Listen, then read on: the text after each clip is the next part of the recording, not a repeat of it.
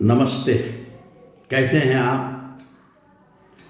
मैं doctor Ashok Kumar Singh, Bhagalpur district में सुल्तानिया एक जगह है जहाँ से जल भरकर लोग जाते हैं।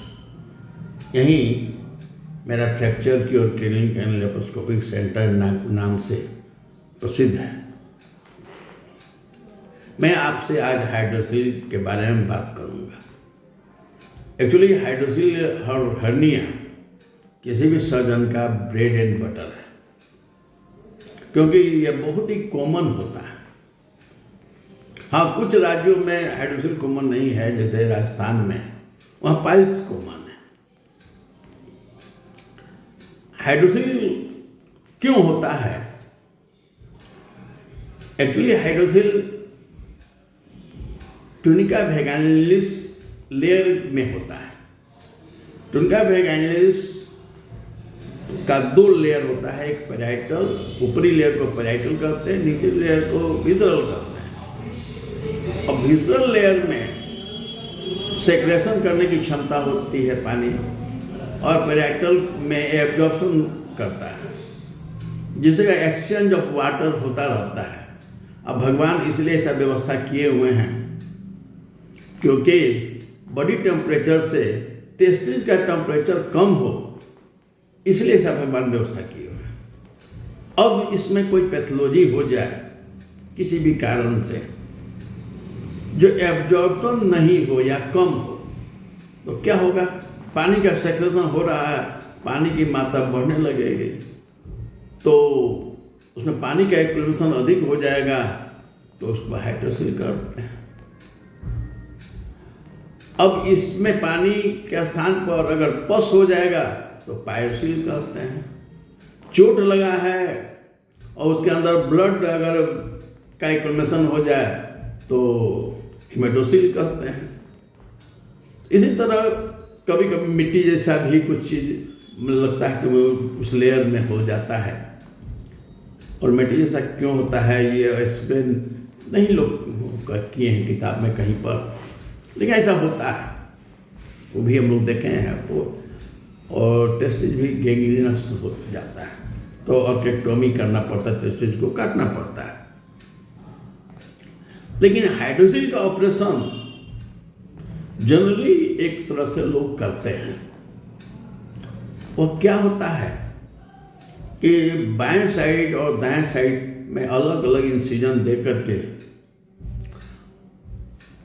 उसको पंचर पैराइटल लेयर को किया जाता है, और थैली को इस हिसाब से उलट दिया जाता है जैसे विसरल लेयर बाहर चला आता है, और स्किन में फिर एब्जॉर्प्शन होने की क्षमता होती है, तो वहाँ पानी नहीं रहता। जो भी स्किन सेक्रेशन हुआ वह पसीना जैसे शरीर से निकलता है, उस तरह हाइड्रोसील से पानी निकलता रहता है, जिसके कारण से आपका वहाँ देखिएगा कुछ सूखा नहीं होता है, वेट होता है। लेकिन कुछ हाइड्रोसील जो होता है आपका कंजेनाइटल होता है। कंजेनाइटल होता है, उसमें सेक जो होता है वो इंट्रा एब्डोमिनल होता है।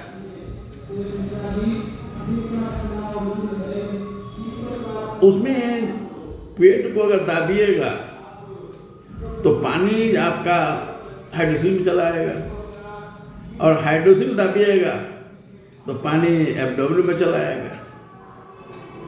इसमें जब तक आप वैगानिलिस जो विसरल लेयर है उसका डिसेक्शन अगर एब्डोमेन वाला भी नहीं कीजिएगा तो हाइड्रोसील ठीक नहीं होता है, फिर उसमें पानी जम जाएगा। उसके बाद जो होता है इन्फेंटाइल भी होता है, कंजेनाइटल जिसको करते हैं।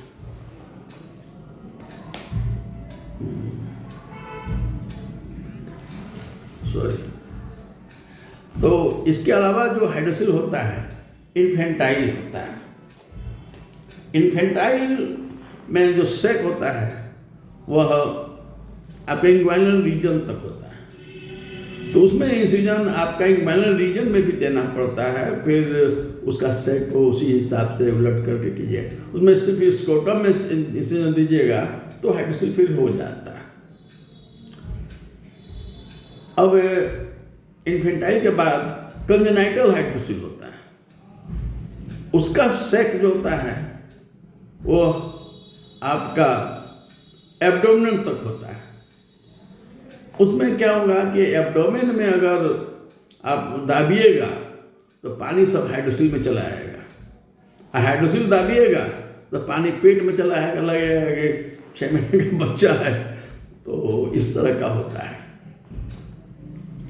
इसमें अगर आप विसरल लेयर का डिसेक्शन अगर आप इंट्रा एब्डोमिनल वाला नहीं करते हैं तो हाइड्रोसिल आपका ठीक नहीं हो सकता।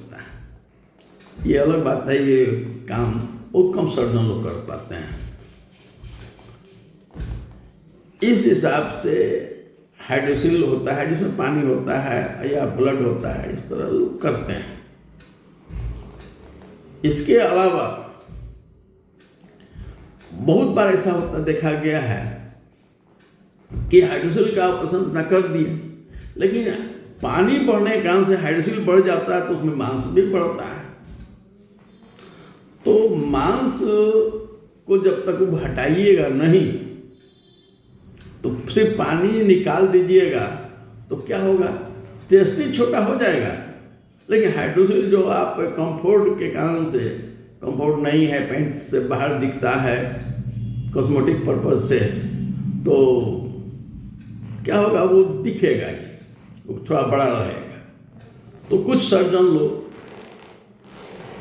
वो पूरा इस मस को भी काट के निकालते हैं। उस टाइप का ऑपरेशन स्कोटोप्लास्टी कहलाता है, क्योंकि स्कोटम को उसमें निकाल दिया जाता है। ये कम लोग करते हैं सर्जन में, बहुत लोग मेहनत करना नहीं चाहते हैं, या हो सकता है कुछ लोग देखे नहीं होंगे। तो स्कोटोप्लास्टी जो करते हैं तो हाइड्रोसिल चाहे जितना भी बड़ा हो, ऑपरेशन के बाद बच्चे जैसा हो जाता है। इसके बाद जो ऑपरेशन एक होता है हाइड्रोसिल में, वो जनरली हाइड्रोसिल एक बार 2 बार लोग करा चुके होते हैं, फिर हाइड्रोसिल बढ़ जाता है, क्योंकि फैलेरियल होता है। स्किन में फैलेरिया अटैक किया तो हाइड्रोसिल बढ़ने लगा, पेनिस में भी फैलेरिया हो गया। अब उससे होने से क्या होगा, हाइड्रोसिल तो बहुत बड़ा हो ही जाता है, कभी इतना बड़ा हो जाता है कि लोग बैठ नहीं सकते हैं, चल नहीं सकते। इतना बड़ा बड़ा हाइड्रोसिल हम देखे हुए हैं और किए हुए भी हैं। तो इसको फैलेरियोस्क्लेरोटल ट्यूमर हम लोग बोलते हैं।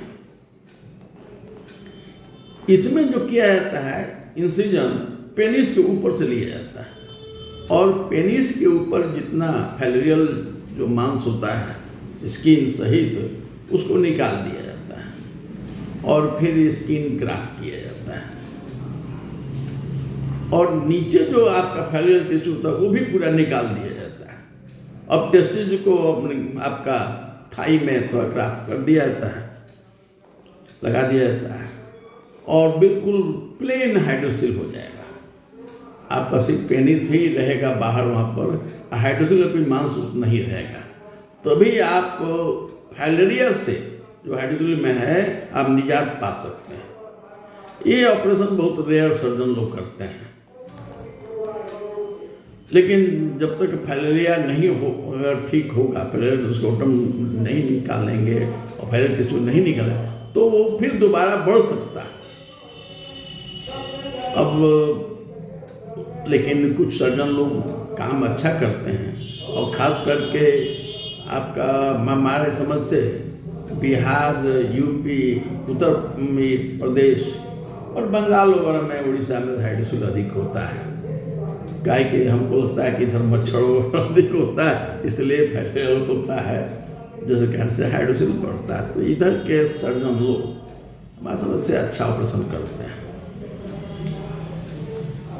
तब एक नई बात हमें हाइड्रोसिल के बारे में बताएंगे और धन्यवाद आपको सुनने के लिए।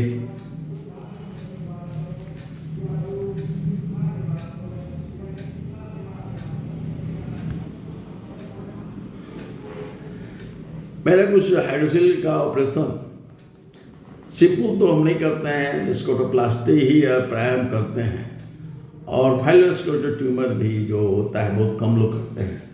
वो मेरा एक चैनल है fracture cure clinic and laparoscopic centre में, उसमें कुछ ऑपरेशन वगैरह है आपका स्कोटोप्लास्टी और हाइड्रोसिल का जो है और फैलियर स्कोटो ट्यूमर का, आप देख सकते हैं वो ऑपरेशन किया हुआ है और अच्छा ऑपरेशन संयोग से हो जाता है। धन्यवाद।